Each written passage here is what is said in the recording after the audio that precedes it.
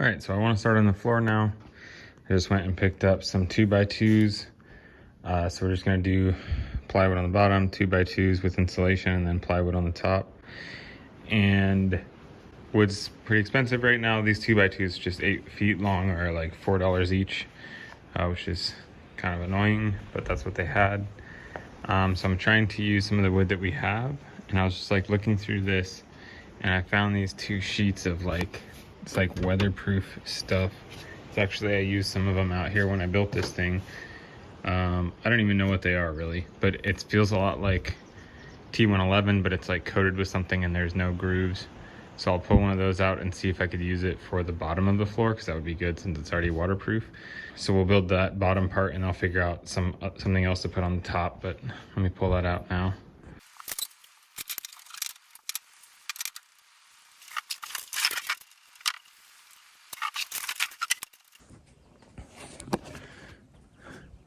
All right, you can see it's not the flattest piece.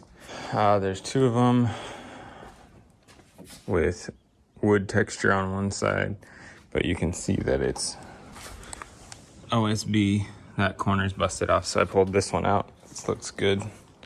So I'll probably just use this for the floor, the bottom of the floor.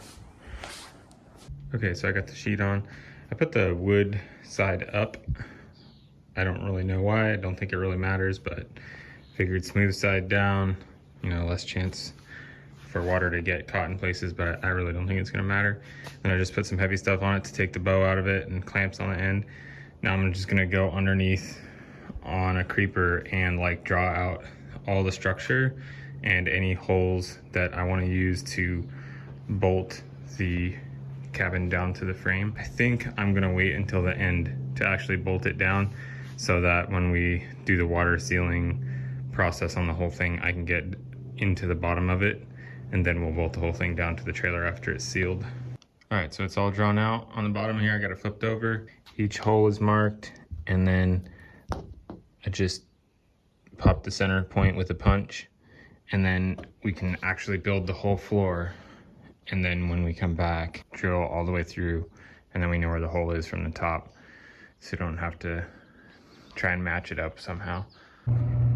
Okay, so I got the 2x2 and then just drilled pilot holes in to hold it. There it goes right there. I'm just gonna glue it and then screw it and then clamp it and let it sit, and then we'll do the whole perimeter like that, and then I'll figure out how to do the crossbars after.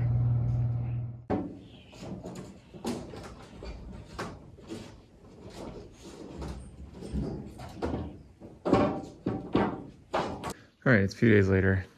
There's the perimeter, it's all glued and screwed. Today I just want to do the other crossbars. So there's 1, 2, 3, and I think the middle one, since it's wider on the frame there, I'll just put a flat 2x4 there and do 2x2s on the other 2.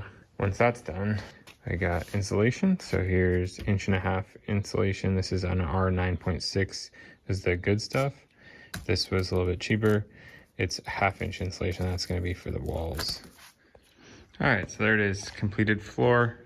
We did the weatherproof siding on the bottom layer. We decided to use that, it worked out good. So weatherproof siding, then from there we did 2x2s on top, and basically just did the perimeter with that, pre-drilling, clamping, pre-drilling, and then gluing and screwing, and then I think that's enough. It did pop off in one place, and I added some more glue and put more screws right in that one spot. I think it was just a little light on the glue, and I also don't think the glue sticks super good to whatever coating is on this wood that I used. With all the screws in there and the glue that is there, I think it's gonna be strong enough.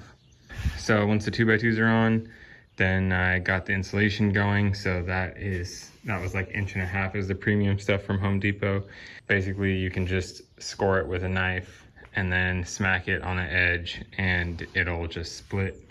It's not the perfect cut, but it's good enough for this. From there, we can just shove it into the spaces between the 2x2s. And then after that, I had another piece of, this top piece is a piece of 3/8 ply that I just had sitting out back. You know, why pay for more wood when it's this expensive?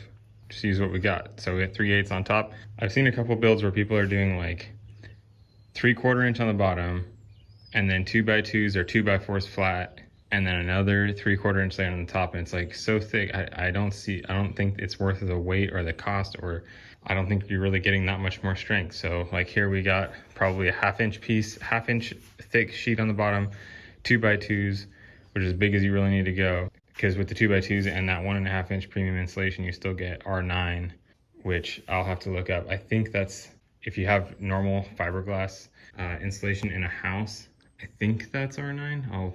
Now I want to go look it up right now. All right, I looked it up.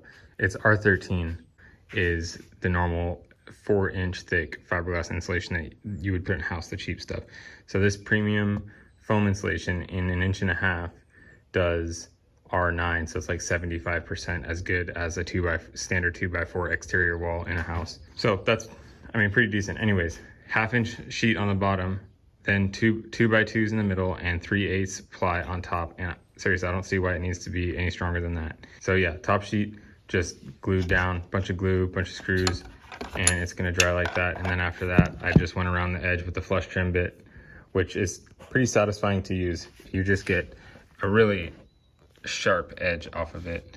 I used to build speaker boxes, and it was always super satisfying to do the flush trim at the end.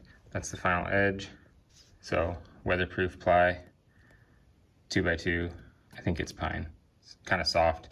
Maybe it'd be better to use slightly harder wood, but we want the cheap stuff. And then 3/8 ply on top. This piece I already had. These were like $4 each, which is kind of expensive. And this I already had, so it was free. And then the insulation was like $30 a sheet for the premium stuff. So, all plus glue. So what was that? $5 of glue, $2.50 of glue. So I used about half the bottle already, plus screws. So say $5. So $55 in the floor. At this point, I really would like to do the actual finished flooring on top, since it's really easy to get to right now.